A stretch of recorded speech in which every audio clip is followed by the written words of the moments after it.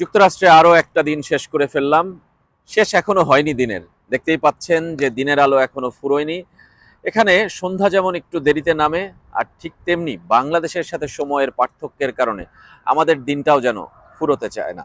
সেই কাক ঢাকা ভোরে সকাল যেমন শুরু হয় কর্মব্যস্ততায়, ঠিক তেমনি রাত অবধি সেটা চলতে থাকে। এবং আজকের দিনটা যেন আরো বেশি, এবং বাংলাদেশের ম্যাচ যত এগিয়ে আসছে তত বেশি এই ব্যস্ততা আমাদের বাড়ছে, আমার বাড়ছে। আমরা চেষ্টা করছি যে বাংলাদেশের খবরগুলো আপনাদেরকে তুলে ধরার, কিন্তু সবসময় যে পারছি তাও নয়, নানা কারণে। বাংলাদেশ দলের কথাই যদি বলি, বাংলাদেশ দলের অনুশীলন এখন পর্যন্ত দেখার সৌভাগ্য হয়নি আমাদের। যুক্তরাষ্ট্রে এসে বাংলাদেশ দল হয় বিশ্রামে কাটাচ্ছে, নয় ট্রাভেলে কাটাচ্ছে, নয় প্র্যাকটিস ম্যাচ খেলে কাটাচ্ছে। মাঠে অনুশীলন করার খুব একটা সুযোগ হয় না। আজকে একটা সুযোগ ছিল, কিন্তু আজকেও বাংলাদেশ দল বিশ্রামে, এবং তাসকিন একা অনুশীলন করেছেন, সেটাও এমন একটা দূরের জায়গায় এবং এমন একটা শেষ মুহূর্তে আমাদেরকে জানানো হয়েছে যে আমরা আসলে পৌঁছাতে অনুশীলন প্রায় শেষের দিকে। সুতরাং মাঠের ক্রিকেটের খবর খুব একটা আপনাদেরকে দিতে পারছি না, তবে মাঠের বাইরের খবর কিন্তু প্রচুর আছে আমার কাছে। তা নিয়ে হাজির হয়ে গেছি আমি বিশ্বকাপের ডায়েরি অনুষ্ঠানে, কিংবা আজকের পর্বে। আজকের ঘটনা যদি বলি, আমি প্রথমেই বলতে হবে যে ডালাসে আবহাওয়া কিন্তু খুব একটা ভালো না। এখন দেখছেন যে চারদিকে খুব আলো ঝলমলে, সন্ধ্যা নামার যে আভা সেটা দেখা যাচ্ছে। কিন্তু ডালাসে কিন্তু এখন এই মুহূর্তে অ্যালার্ট জারি হয়েছে, ফ্লাড অ্যালার্ট। ফ্লাড অ্যালার্টটা এমন মনে করবেন না যে বন্যা হবে, আসলে পানির স্রোত আসতে পারে, বৃষ্টি থেকে যে পানি জমবে সেই পানিতে রাস্তা ভেসে যেতে পারে।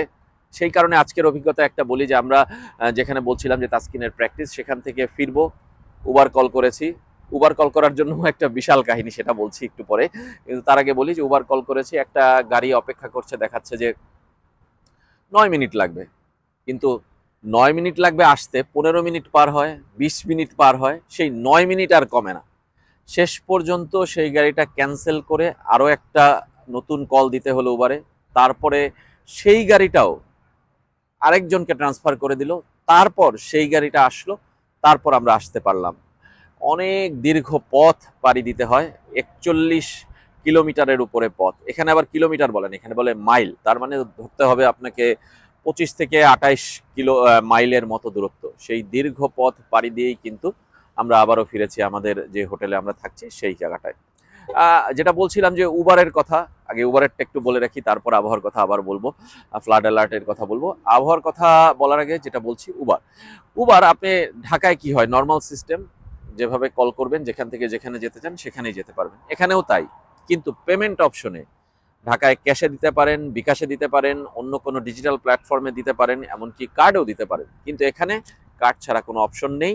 এখানে পেপালে দিতে পারবেন, কার্ডে দিতে পারবেন, কিংবা উবার কার্ডে দিতে পারবেন, আর কোনো অপশন নেই। কিন্তু ক্রেডিট কার্ড দিতে হলে বাংলাদেশের বেশিরভাগ ক্রেডিট কার্ডই এখানে চলছে না, অচল। সুতরাং আমরাও অনেক ক্ষেত্রে অচল। বিকল্প একটা পথ আছে, উবারের কার্ড কেনা যায় গিফট কার্ডের মতো। অনেক আপনারা বড় শোরুমের গিফট কার্ড কেনেন, সেরকমই একটা গিফট কার্ড কিনে আপনি উবারে স্ক্র্যাচ করে সেই কার্ডের নাম্বারটা ঢুকলে তত টাকা আপনার ক্রেডিট হিসেবে জমা হবে, সেখান থেকে আপনি খরচ করে উবারের বিল দিবেন। এটা হলো উবারের পদ্ধতি। যেটা বলছিলাম, মূল কথা আবহাওয়া। টেক্সাসের আবহাওয়া কিন্তু খুব একটা ভালো না। আমরা আমাদের সবগুলো রিপোর্টেই গত কয়েকদিন ধরে বলতে চেষ্টা করছি যে আসলে টেক্সাসের মানুষও অবাক। গত 1-1.5 দশকে এমন আবহাওয়া কেউ দেখেনি। গ্রীষ্মের শুরুতে এমন টর্নেডো, এমন বৃষ্টি কেউ কখনোই দেখেনি। এটা আনইউজুয়াল সিচুয়েশন। আজকেও বৃষ্টি হয়েছে, গতকালও বলছিলাম বৃষ্টি হয়েছে, আজকেও বৃষ্টি হয়েছে, এবং আমি বলছি যে ফ্লাড অ্যালার্ট জারি হয়েছে, কালকেও হতে পারে বৃষ্টি, এবং পানি জমতে পারে রাস্তায়। এমন হাইওয়ে, এত দীর্ঘ পথ যে পানি জমে গেলে এবং বৃষ্টির তোড়ের কারণে আসলে সামনের অনেকটা পথ দেখা যায় না, যে কারণে গাড়ি ধীর গতির হয়ে যায়, ট্রাফিক জ্যামটা অনেক লম্বা হয়। ঢাকায় যেমন আমরা ট্রাফিক জ্যাম দেখি, এখানেও কিন্তু ট্রাফিক জ্যামটা তেমনই। আজকে আরও একটা অভিজ্ঞতা হয়েছে বাঙালি খাবারের। ডালাসে এসে আমরা প্রথম বাঙালি একটা রেস্টুরেন্টের খোঁজ পেয়েছিলাম, শালিমার। শালিমার ডালাসে যারা আসেন তারা অনেকেই বলেন যে এটা অনেক পুরনো একটা রেস্টুরেন্ট, সাম্প্রতিক সময়ে মালিকানা বদল হয়েছে, কিন্তু রেস্টুরেন্টে শেফ কিন্তু বাঙালি নয়, কিন্তু খাবার বাঙালি, রেস্টুরেন্ট বাঙালি, শেফ মেক্সিকান। মেক্সিকান শেফ, কিন্তু বাঙালি স্বাদের খাবার আপনি পাবেন। আমরা বিরিয়ানি খেলাম, মাছ খেলাম, কিংবা আলু ভর্তা পর্যন্ত আপনি পাবেন। সবই বাঙালি একদম স্বাদের মতো।